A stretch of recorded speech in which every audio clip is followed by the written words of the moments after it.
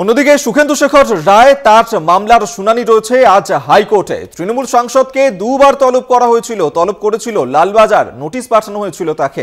ভুল তথ্য পোস্ট করাতেই তাকে ডেকে পাঠিয়েছিল লালবাজার। তিনি গ্রেফতারির আশঙ্কা করেছেন, যার কারণেই তিনি হাইকোর্টের দ্বারস্থ হয়েছিলেন এবং সেই মামলারই শুনানি রয়েছে আজ। আপনারা জানেন যে তৃণমূলের সাংসদ সুখেন্দু শেখর রায় আরজি করের ঘটনার প্রেক্ষিতেই যে বক্তব্য তিনি তুলে ধরেছিলেন সোশ্যাল মিডিয়াতেও, সেক্ষেত্রে লালবাজারের তরফ থেকে দুবার নোটিশ পাঠানো হয়েছিল। ভুল তথ্য তিনি পোস্ট করেছেন, সেই কারণেই মূলত তাকে ডেকে পাঠানো হয় লালবাজারের তরফ থেকে। তবে গ্রেফতারির আশঙ্কা করছেন, যার কারণেই তিনি মামলা দায়ের করেছেন, কলকাতা হাইকোর্টের দ্বারস্থ হয়েছেন এবং আজকে সেই মামলার শুনানি রয়েছে কলকাতা হাইকোর্টে।